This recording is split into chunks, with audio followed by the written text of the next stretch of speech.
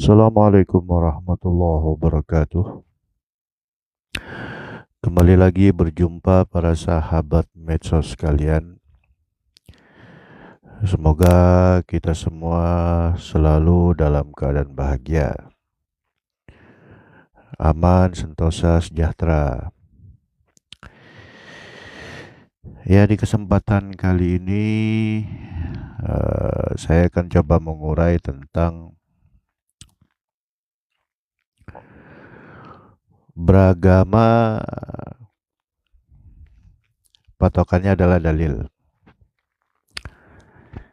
Nah, itu benar.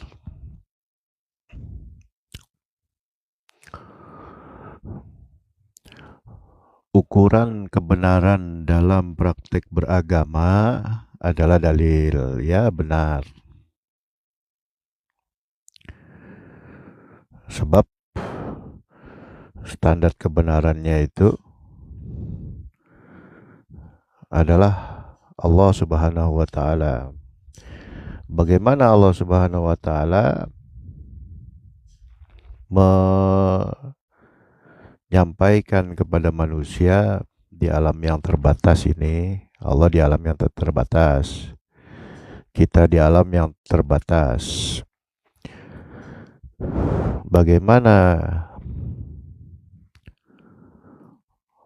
Allah menyampaikan standar kebenaran dalam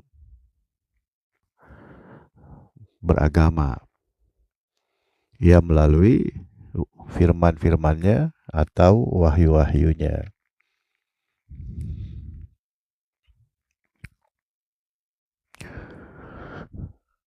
Nah, patokannya kan tadi itu Allah di alam maha kodim,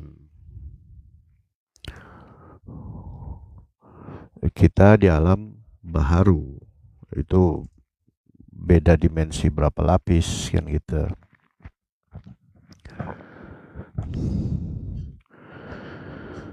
Setelah dalil-dalil ini sampai di alam baharu kita, itu berupa tulisan ya, mushaf ya.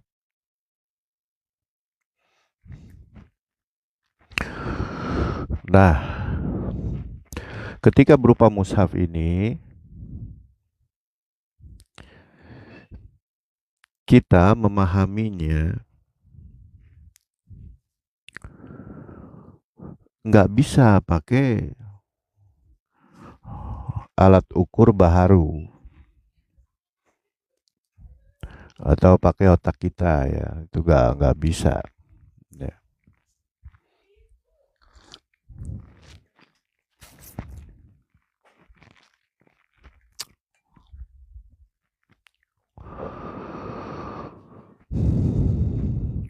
Karena nggak akan nyambung.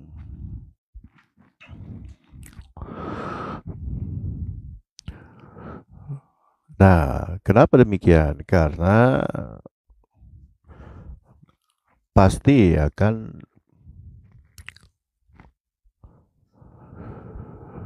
terkena ayat surah Al-Jumu'ah ayat 5 ya. Seperti keledai yang membawa kitab, memanggul kitab. Nah, itu sindiran kan? Maksudnya apa? Kita nggak mengetahui makna hakikatnya.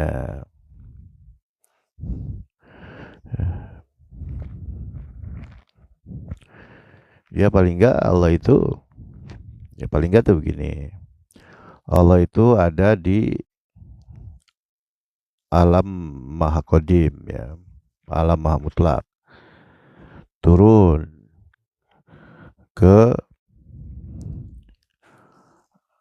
alam mutlak,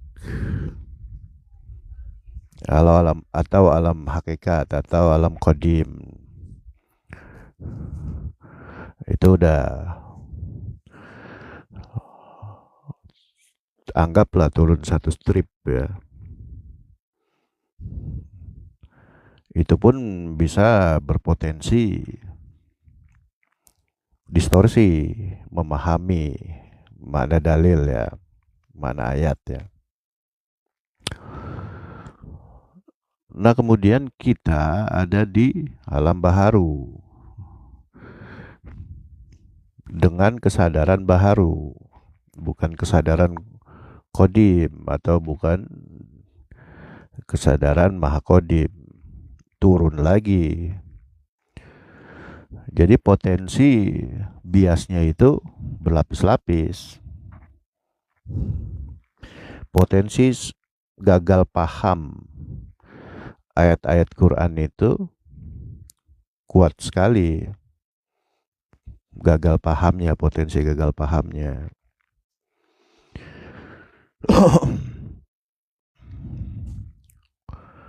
Nah, makanya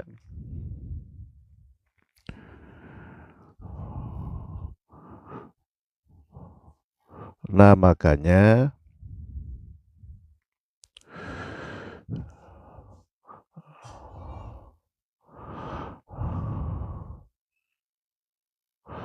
apa namanya?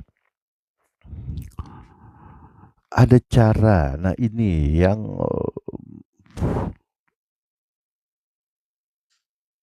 ilmu yang hilang, seperti hilang ya. Yaitu metodologi kodim, atau gampangnya orang kenal ilmu makrifat, syariat, tarekat, hakikat, makrifat.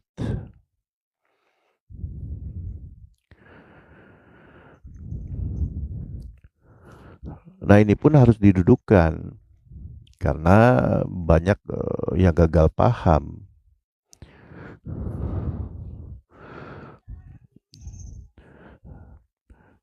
Dari syariat naik ke tarekat, tarekat naik ke hakikat, hakikat naik ke makrifat. Ini pun banyak yang gagal paham. Pada akhirnya tetap bias dalam memahami dalil-dalil.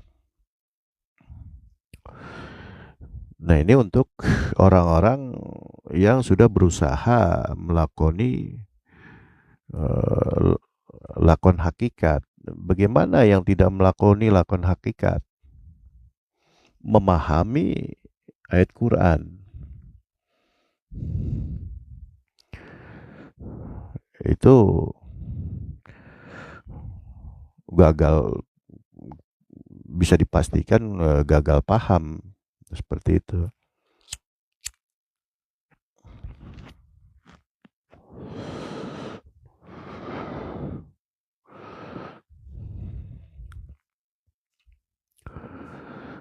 Gak gampangnya tuh gini deh. Nabi Muhammad itu kan ummi ya, nggak bisa baca, nggak bisa tulis.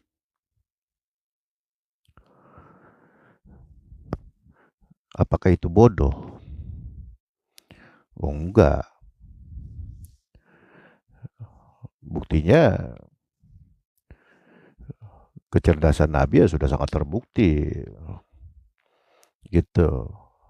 Tapi kenapa nggak bisa baca, nggak bisa tulis? Itu maksudnya adalah membaca, menulis dalil itu sebenarnya bukan yang utama gitu loh.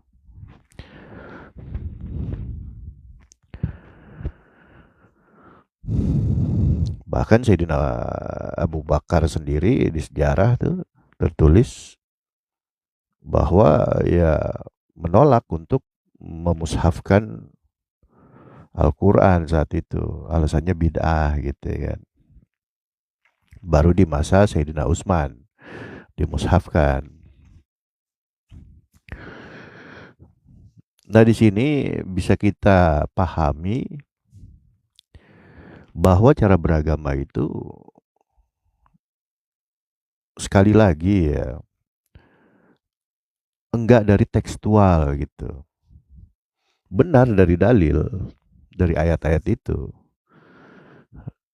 Tetapi bukan awalnya itu kita menyerap pengetahuan, nggak mesti. Walaupun yang sudah menyerap pengetahuan itu tetap bisa untuk melanjutkan ke tahapan berikutnya, yaitu tahapan tarekat, tahapan hakikat, dan tahapan matribat. Tapi pasti lebih berat itu. Karena apa? Yang dipahami dalil ayat Quran aja. Contoh apa Al-Quran gitu. Itu kan Al-Quran itu kata apa namanya kalimat-kalimatnya itu asbabun nuzulnya itu ada di zaman Nabi Muhammad. Kalau dari zaman kita ini berarti 1400 lebih tahun yang lalu kan existingnya. Oh itu tentu gejolaknya luar biasa untuk bisa meyakini ilmu hakikat orang-orang yang sudah terlanjur kuat di dalil.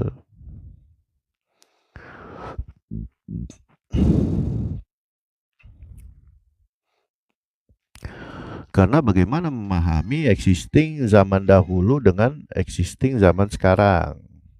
Walaupun codingnya tetap sama aja. Tapi untuk memulainya itu setengah mati itu. Bahkan sudah memulai aja itu beratnya bukan main. Sama seperti orang 200 tahun lalu memahami, memaklumi, mengiyakan bagaimana bisa gitu mengiyakan ada benda besi ratusan ton melayang membawa orang di udara, pesawat.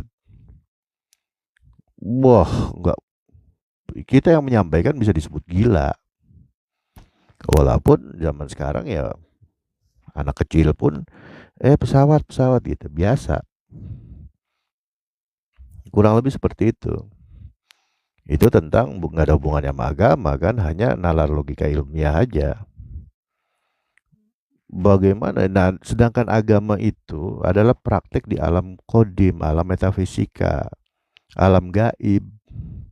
Cuman bukan gaib klinik ya, bukan gaib yang banyak dipahami masyarakat kita, alam jin, alam siluman, alam gondoruo, alam kuntilanak, bukan. Ya gaib itu definisi agama maksudnya ya, bahasa kekiniannya metafisika gitu. Bahasa akademisnya itu jadinya mending ya seperti Nabi. Nabi itu enggak menghafal kitab yang sebelum Nabi apa tuh? Injil ya. Udah dimushafkan belum tuh Injil zaman Nabi Muhammad? Udah ya.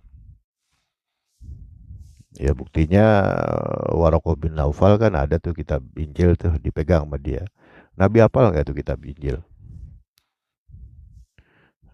Bahkan minta dibacakan. Ya memang Nabi nggak bisa baca nggak bisa tulis gitu. Nah terus gimana tuh? Pasti perjalanan Nabi Muhammad ini nggak akan bertentangan dengan Injil.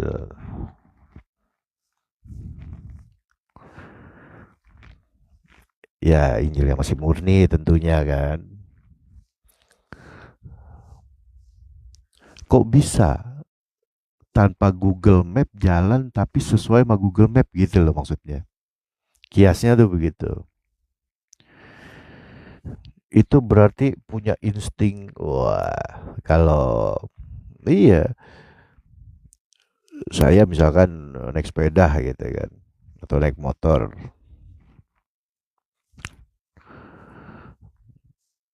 ingin ke Mekah misalkan. Kan pasti sangat butuh Google Map itu. Tapi ada orang yang naik motor ke Mekah dari Indonesia tuh nggak pakai Google Map gitu. Kok bisa?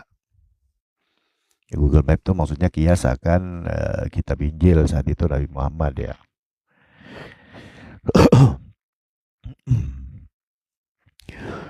Jadi maksudnya apa? Ya Nabi Muhammad ini tidak belajar melalui tekstual, langsung eksplorasi sisi ruhaninya di alam ruhani. Pertanyaannya, apakah lewat syariat? Nah, ini yang menarik.